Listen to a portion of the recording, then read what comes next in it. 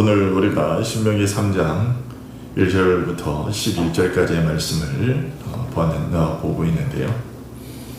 오늘 본문은 이스라엘 백성들이 아모리 왕 시혼을 쳤던 것처럼 이제 바산 왕 옥도 물리쳤다라는 그런 기록이죠. 이 사건 역시도 이제 아모리 왕 시혼을 물리쳤던 그 기록처럼 민수기 21장에 이미 기록되어 있는 사건인데, 하나님께서는 무슨 이유로 모세로 하여금 이 사건을 민수기에 이어서 이 신명기에서 다시 언급하도록 하신 것일까? 이스라엘 백성들로 하여금 그 지난한 그 일들을 왜 다시금 회상토록 하시는 것일까? 이런 궁금증을 갖게 됩니다.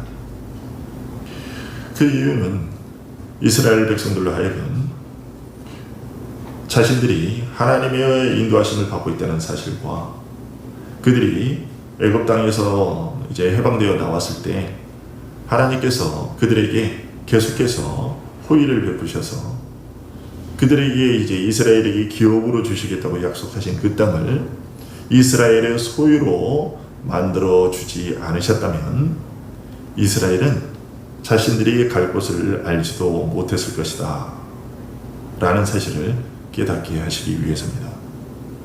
뿐만 아니라 이스라엘은 아직 가나안에 들어가지 못한 상태였다는 것을 우리가 생각해 볼 때 이스라엘로 하여금 하나님을 더욱 신뢰하도록 해서 약속된 가나안 땅에 들어가는 것을 포기하지 않고 용기 내어 들어가도록 하기 위해서입니다. 고린도전서 10장 11절은 이런 일들을 기록하여 남겨둔 이유에 대해서 이렇게 설명해 주고 있습니다. 고린도전서 10장 11절 말씀인데요. 그들에게 일어난 이런 일은 본보기가 되고 또한 말세를 만난 우리를 깨우치기 위하여 기록되었느니라. 그렇다면 하나님께서는 이제 21세기를 살아가는 우리들에게도 오늘 본문의 이 일들이 어떤 본보기가 되어서 우리에게 어떤 깨우침을 주시기 위해서 이 기록을 남겨두신 것이다 라는 것을 우리가 알게 되는데, 그러면 이 말씀을 만난 우리들은 오늘 본문을 보면서 어떤 깨달음을 가져야 될까? 오늘은 우리가 그것을 생각해 보려고 합니다. 가장 먼저 우리가 주목해야 될 것은 바산 왕 옥이 이스라엘에게 무너졌다라는 사실입니다.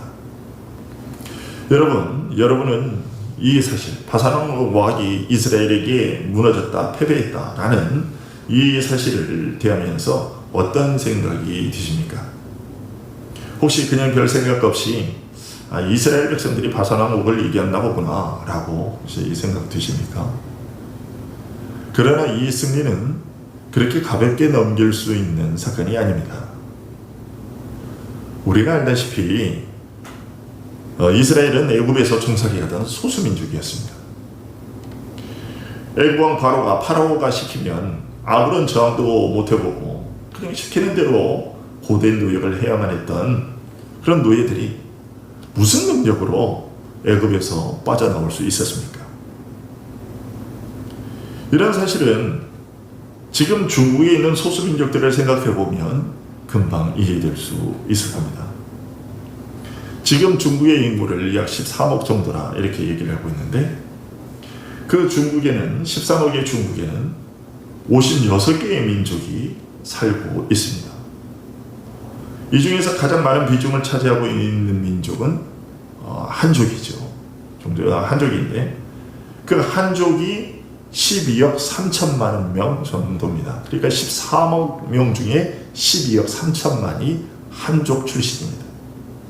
그리고 나머지 55개의 55개의 소수민족들이 약 7천만 정도를 형성하고 있는 것이죠.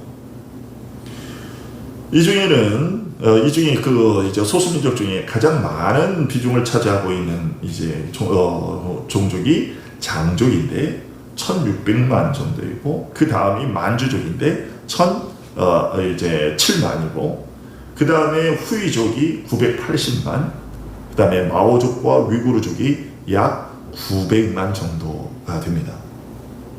이 소수민족들이 자신들만의 독립국가를 이루고 싶어 하지만 이 한족들의 힘에 눌려서 독립을 하지 못하고 있는데요.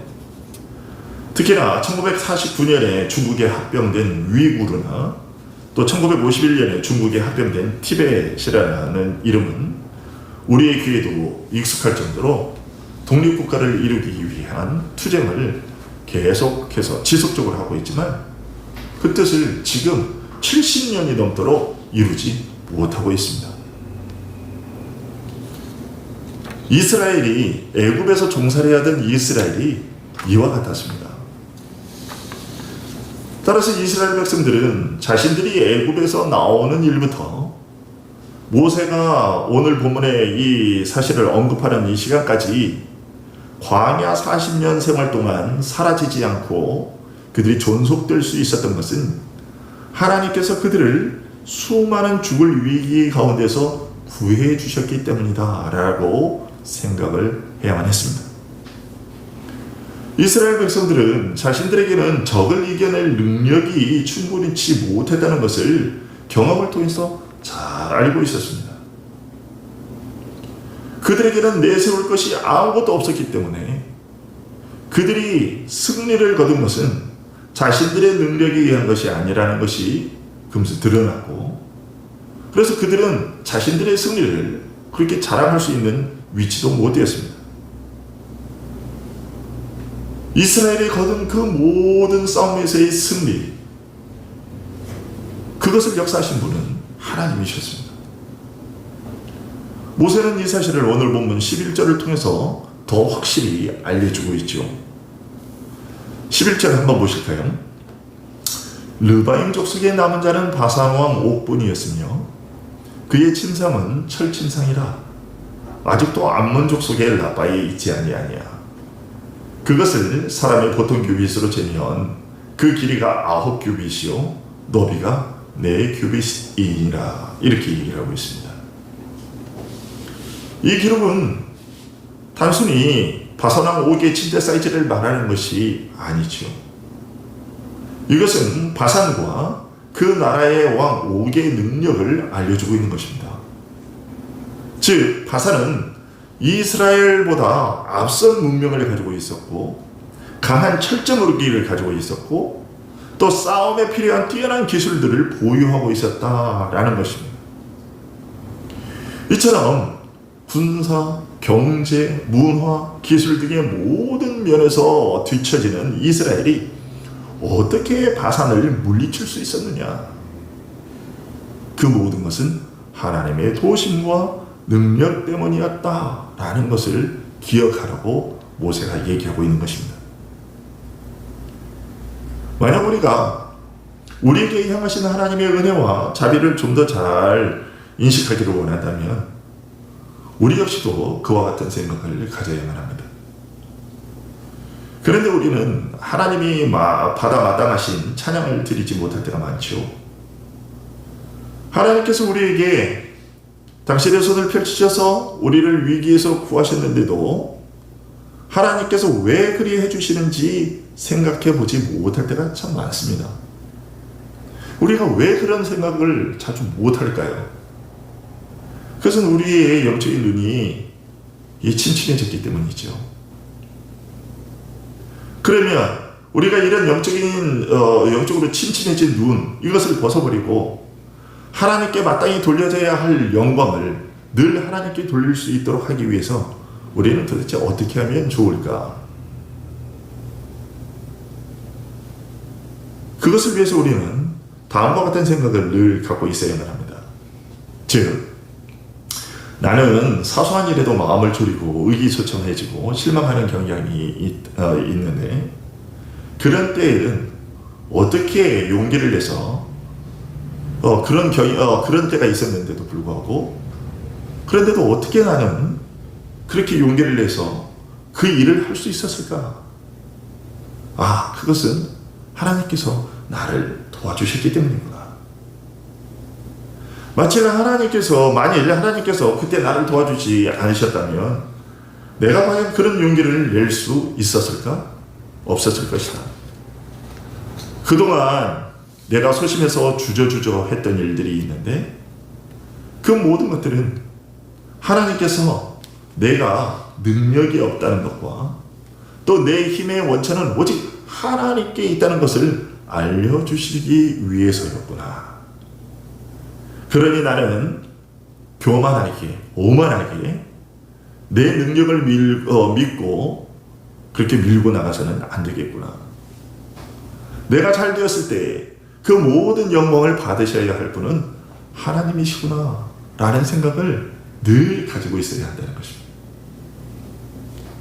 이것이 바산왕 옥이 이스라엘에게 무너졌다는 기록을 하나님께서 남겨가지고 오늘 우리에게까지 전해주시는 거예요. 즉 우리가 문제를 해결하고 우리의 대적들을 무찌를 수 있었던 것이 인간의 능력이나 인간의 힘에 의한 것이 아니라 하나님께서 나를 대신하여 싸우시고 일하셨기 때문이라는 것을 우리들에게 인식시켜 주시기 위함이라는 것입니다. 그리고 그것이 늘 우리의 신앙 고백이 되어야만 합니다. 여러분, 믿음이 좋다고 하는 사람들도 갑자기 놀라고 당황할 때가 종종 있죠. 뚜렷한 이유가 없는데도 그럴 때도 있습니다. 왜 그럴까요? 그것은 하나님께서 그런 일들을 통해 우리들의 연약함을 경고해 주셔서 우리로 하여금 하나님을 경외하고 두려워하는 생활을 하게 하시고 또 하나님을 찾아오게 만드시고 우리가 우리들의 힘을 전혀 신뢰하지 않도록 하기 위해서 그런 것입니다. 좋은 예로 지금 코로나19도 그렇고요. 그리고 지금 이제 태풍도 그렇고요. 이런 것들을 만날 때 우리가 가져야 될 생각이 이런 것들을 통해서 하나님께서 우리에게 주시는 이제 깨달음이 그런 거라는 거지. 우리들의 연약함을 알게 해주시는 거예요. 그리고 하나님이 얼마나 두렵고 또 우리가 경외해야 될 뿐인지, 그리고 우리들의 능력으로 도저히 이 문제들이 해결되지 않으니까 우리가 그런 일을 해결할 능력이 없으니까 그렇다면 누구에게 나아가야 되겠는가? 결국 우리가 찾아야 할 분은 하나님이시구나 라는 것을 우리를 하여금 늘 잊지 않도록 하시기 위해서 계속 끊임없이 이런 일들을 우리에게 허락하시는 것이요. 만약에 여러분 우리가 경험을 통해서 알고 있잖아요. 우리에게 이런 어려움이 없다면 우리가 하나님을 찾겠습니까? 우리는 아무 문제가 없으면 하나님을 찾지 않습니다. 근데 하나님께서 이런 어려움, 우리의 능력으로 도저히 해결할 수 없는 그런 문제거리들을 우리 앞에 던져 놓으심으로 말미암아 우리가 참으로 무력한 자구나 하는 것을 깨닫게 하시고 하나님께로 나아오게 하시는 것이죠. 그럼 우리가 신앙이 좋다는 말을 하곤 하는데요. 우리는 보통 어떤 때 그런 말을 하나요? 주로 엄청난 일을 주저없이 용기 내어 헤쳐나가는 것을 볼 때 그런 말을 하지요. 저 사람 참 믿음이 좋은 것 같아. 그러나 여러분, 진짜로 신앙이 좋다는 것은요, 그냥 그냥 어려운 일인데도 주저없이 해나가는 것, 이런 것을 보고 용기 있다고 얘기하기보다는요, 자신이 그렇게 강하게 된 것을 느꼈을 때 그것이 자신의 능력 때문이 아니라는 것을 알고 자신의 것을 자랑하지 않으면서 용기를 내어서 그 일에 맞서도록 하신 것이 하나님의 선하심과 그분의 은혜라고 말하면서 하나님 그분을 찬양하는 것, 이럴 때 우리가 신앙이 좋다고 얘기를 하는 것이지, 단순히 그냥 주저함없이 그 일을 한다고 해서 믿음이 좋다고 얘기가 되는 것이 아니라는 거예요.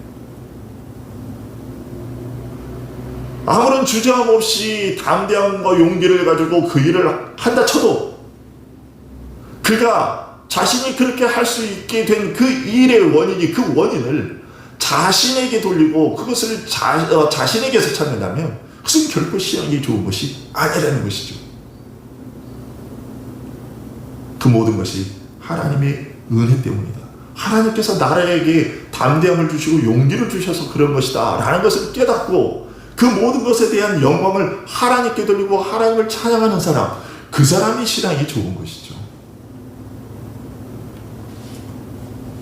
이것이 바사랑 옥을 이스라엘이 물리쳤다라는 기록을 통해서 우리가 얻게 되는, 또 그 기록을 우리에게 남겨주신 하나님의 이유입니다.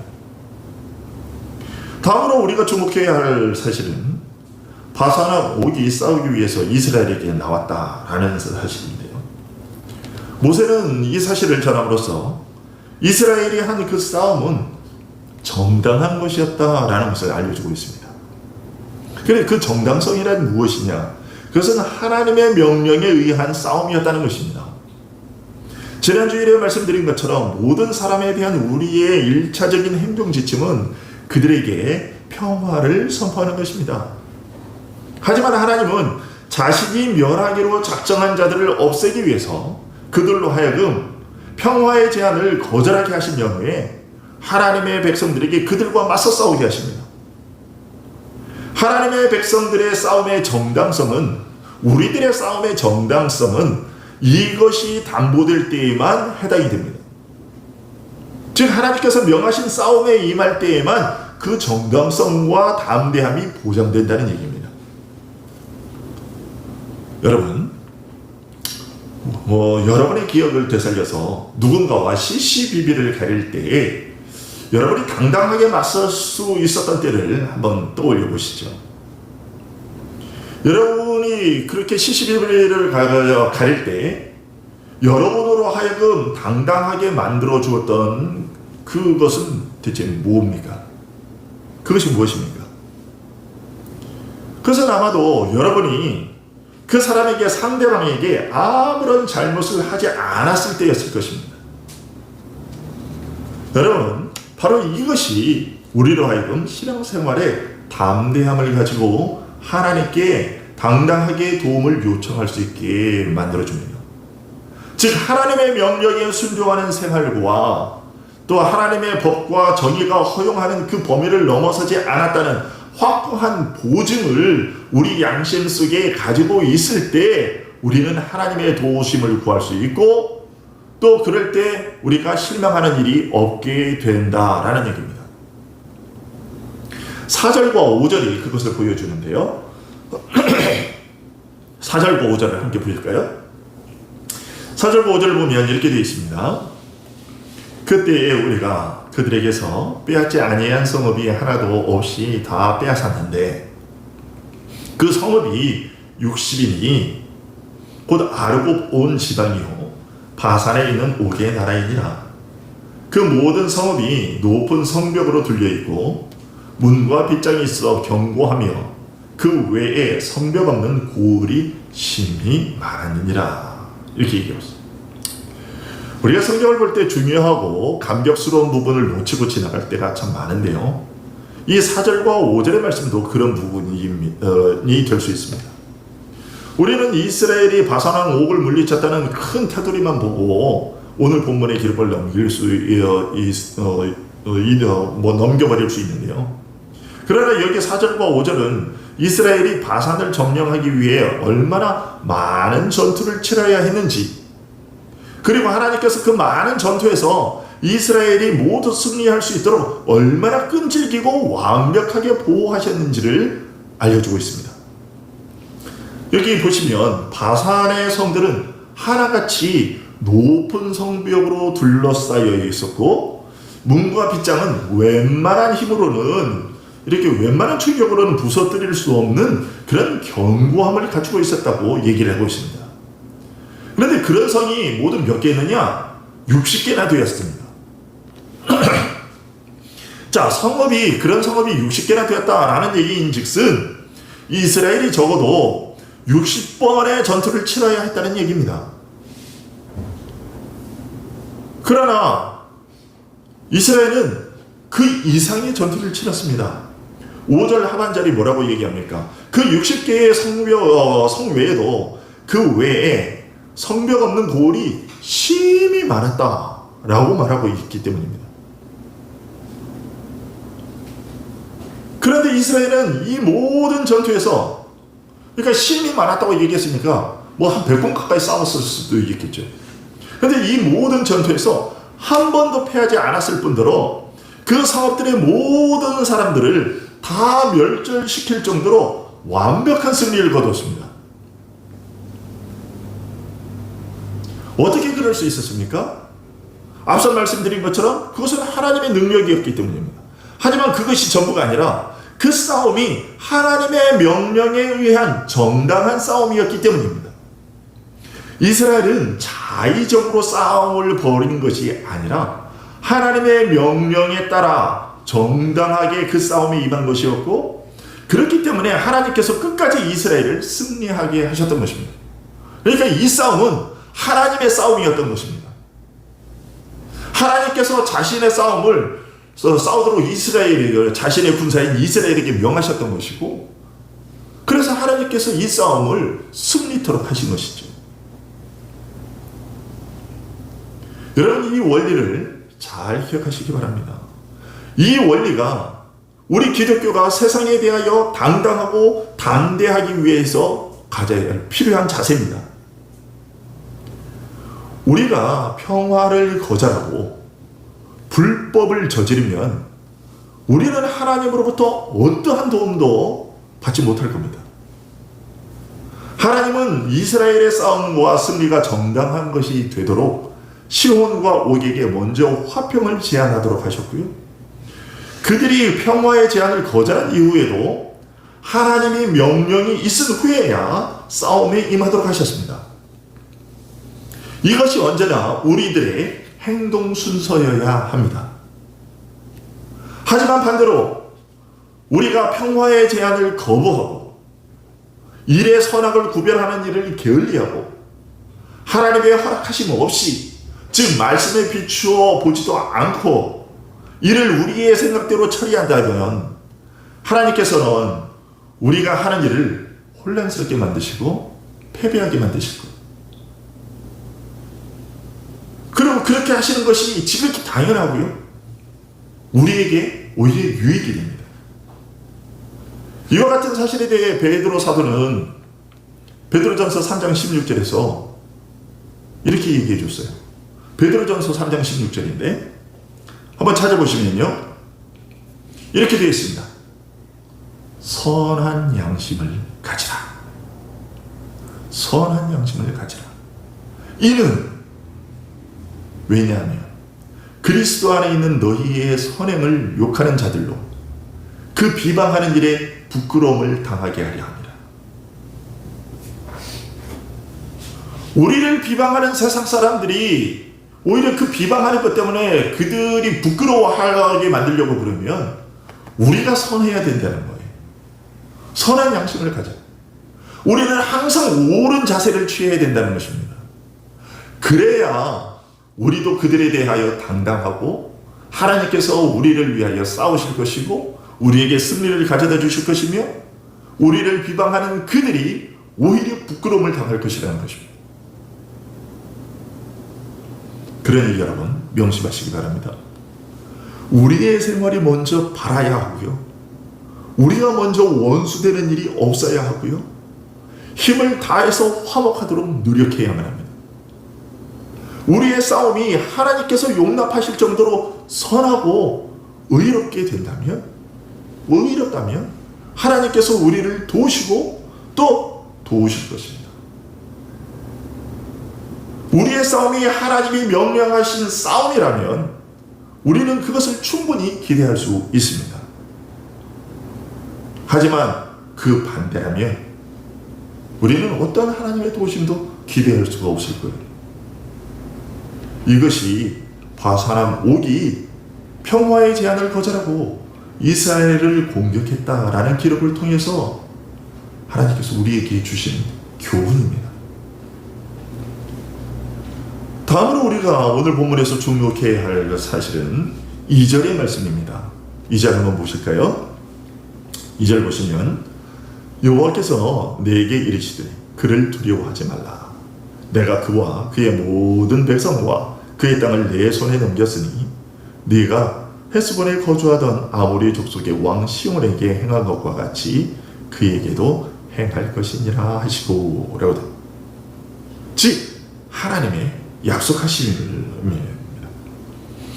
이스라엘이 자신들과 비교할 수 없을 만큼 탁월한 전투력을 가진 바산과의 전투에 두려움이 없이 임할 수 있었던 이유, 그것은 하나님께서 그들에게 승리를 약속하셨기 때문입니다.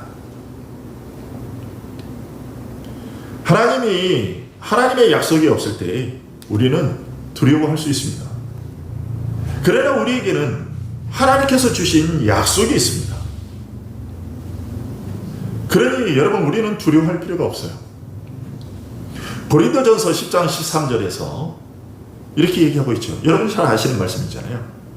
사람이 감당할 시험 밖에는 너희가 당한 것이 없나니 오직 하나님은 미쁘사 너희가 감당하지 못할 시험을 당함을 허락하지 아니하시고 시험 당할 즈음에 또한 피할 길을 내사 너희로 능히 감당하게 하시느니라. 이 말씀은 이런 뜻이죠. 얘들아, 너희는 연약해서 너희 힘으로는 아무것도 할 수 없는 것이 사실이다. 너희에게는 강한 원수가 있어서 내가 너희를 도와주고 붙들어주지 않으면 너희들은 어떤 방법으로도 그를 이겨내지 못할 것이다. 그러나 내가 분명히 말하지만 너희에게는 너희가 감당할 수 없는 시험이 닥쳐오지 않을 것이야. 나는 너희의 능력을 알고 있으니 너희가 필요할 때 힘과 용기를 줄 것이야. 또 너희를 넘어뜨릴지도 모를 시험을 가볍게 해줄 거야. 세상과 사탄이 너희에게 몹시 노해 있을지라도 나는 그들을 제어할 거야. 그래서 비록 너희가 강력한 습격을 받아도 너희는 그들을 이기게 될 거야. 이 사실을 믿어. 이것이 바로 너희가 감당할 시험 밖에는 허락하지 않는다라는 말씀의 뜻입니다. 그러나 우리가 이 세상에 살고 있는 동안에 모든 두려움에서 완전히 벗어날 수 있다는 말은 아닙니다. 모든 근심과 걱정에서 완전히 자유롭게 되거나 우리 주위를 둘러싸고 있는 위험들에게 주의를 기울이지 않아도 된다는 그런 말은 아니죠. 그러나 그런 두려움이 우리를 압박해서 우리로 하여금 하나님을 찾아가서 모든 것을 하나님께 의지하고 계속 앞으로 전진해 나아가고자 하는 그런 마음을 먹지 않도록 그렇게 만들어서는 안 된다는 얘기죠. 다만 그런 때에라도 약속된 말씀을 잊지 말라는 것입니다. 여러분, 우리로 하여금 항상 승리케 하신다는 약속이 하나님께서 그런 약속이 우리에게 주어져 있습니다. 여러분, 고린도후서 2장 14절을 보면 이렇게 얘기하고 있잖아요. 고린도후서 2장 14절. 항상 우리를 그리스도 안에서 이기게 하시고, 항상 우리를 그리스도 안에서 이기게 하시고, 그리고 요한일서 5장 4절에서도 그렇게 얘기를 하잖아요. 무릇 하나님께로 난 자마다 세상을 이기느니라. 세상을 이기는 승리는 이것이니 우리의 믿음이니라. 우리에게는 이 약속이 있어요. 하나님께서 주신 이 약속이 있기에 여러분, 우리는 이 약속만 붙들면 어떤 문제라도 부딪혀 그것들과 싸울 수 있게 되는 것이죠. 여러분, 우리가 두려워해야 할 것은 적들의 전투력이 아닙니다. 우리가 두려워해야 할 것은 하나님께서 하신 이 약속을 잊어버리거나 신뢰하지 못하지는 않을까 하는 이것이죠. 하나님을 우리 편에 모시고 있으니, 그리고 하나님의 이런 약속들이 있으니 하나님을 경외하는 마음을 갖고 앞으로 전진해 나가기를 소망하고 또 그렇게 할 용기를 가지는 것이 당연한데, 우리가 이 약속을 잊어버리면 이런 일을 못한다는 거죠. 여러분, 진실로 우리는 불쌍하고 어리석은 피조물들입니다. 하지만 하나님께서는 우리를 도와주셔서 하나님을 신뢰하게 만드십니다. 그러기에 주저하지 말고 하나님께서 명령하시는 곳을 향해서 나아갈 수 있기를 바랍니다. 그리고요, 하나님은 오늘이나 내일이나 변함없이 변함없다는 사실을 굳게 믿으시기 바랍니다. 그리고 하나님께서는 당신이 우리의 아버지라고 분명 우리에게 선언해 주신 바가 있지 않습니까? 우리 하나님 여호와는 우리가 살아있을 때나 우리가 죽었을 때나 여전히 우리의 아버지십니다. 하나님은 자기 새끼를 생각지 않는 짐승이나 자기가 기른 새끼를 버리는 그런 새들과 같지 않으세요. 심지어 우리 인간들도 자기가 낳은 자식들을 버리잖아요. 그러나 하나님은 절대로 그런 분이 아니시라는 겁니다. 그러니 우리는 늘 우리를 보호해 주시는 하나님의 날개 밑으로 들어가서 우리에게 향하신 하나님의 사랑이 결코 줄어들지 않을 것임을 확실히 믿어야 될 것입니다. 지금 우리에게는 이스라엘 백성들이 가나안 땅에 들어가려고 했을 때 만난 적들보다 바산과 이 아모리와 바산보다도 더 강한 그러한 힘센 적이 있습니다. 바로 사단이라는 적이지요. 그들은 우리를 한 입에 집어삼킬 수 있을 만큼 강력합니다. 여러분, 우리가 그 사단의 무리와 싸워서 이기를 바란다면 하나님의 보호하심에 우리를 맡겨야 될 것입니다. 하나님께서 당신의 능력 있는 팔을 펴서 옛적 이스라엘을 구출하셨다면 오늘날도 하나님의 능력은 쇠퇴하거나 또 그의 선하심이 감소되지 않았기에 우리를 위해서도 그렇게 해주실 것입니다. 이것을 의심하지 마십시오. 그러나 단 주의해야 될 것이 있습니다. 우리의 모든 자만심, 우리의 마음대로 생각하는 어리석은 억측들, 이런 것들을 버려야 합니다. 그리고 하나님께서 우리에게 주신 그 약속들, 이것을 잊지 않는 것입니다. 우리의 담대함이 어디에서 오느냐?